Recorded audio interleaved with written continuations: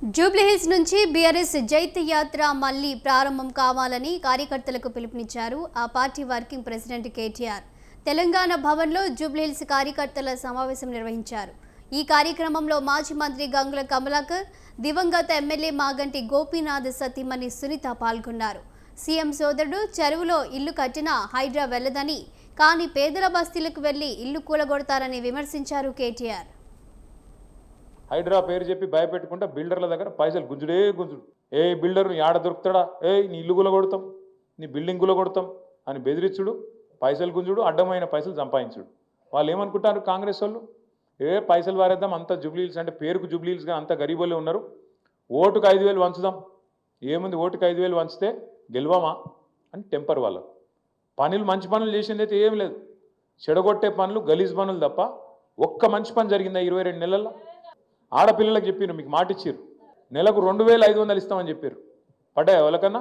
ఇక మళ్ళీ ముఖ్యమంత్రి గారు కొత్త సౌండ్ పెట్టిండి ఈ మధ్యన. కేసీఆర్ ఉన్నప్పుడేమో మంచిగా పెన్షన్లు, రైతు బంధు, కళ్యాణ లక్ష్మి టింగు టింగుమని పడుతుండే అకౌంట్లో. ఇక ముఖ్యమంత్రి గారు టింగు టింగ్ అంటే కేసీఆర్ గుర్తొస్తుండని చెప్పి టకీ టకీ అంటాడు. టకీ టకీ అట పడుతున్నాయి. టకీ టకీ మన పైసలందరికీ 21 నెలలు అయ్యి 22 నెలలు పడ్డది. ఇప్పుడు రైతు బంధు ఎగ్గొట్టిండు 2 సార్లు. ముసలోళ్ళకి పెన్షన్లు ఇస్తా అన్నాడు. కేసీఆర్ 2,000 ఇస్తే నేను 4,000 ఇస్తా అన్నాడు. కేసీఆర్ ఇంట్లో ముసలానికి ఇస్తుండు లేదా ముసలామ్మకి ఇస్తుండు, నేను ఇద్దరికి ఇస్తా అన్నాడు. హైడ్రా అనేది పెద్ద పెద్ద ఇంట్లో పెద్దోళ్ళ ఇంటి మీదకి పోదు.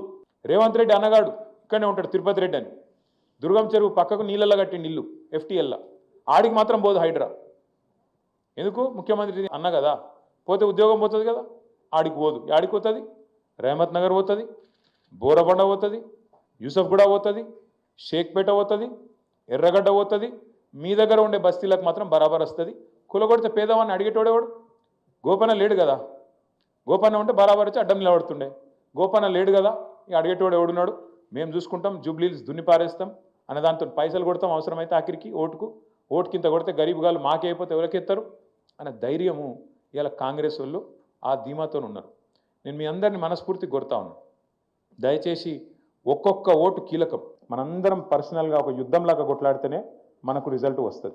ఎందుకంటే అవతలోళ్ళు తక్కువ వాళ్ళేం కాదు, వాళ్ళు ఇలా సర్వశక్తులు అడ్డుతారు.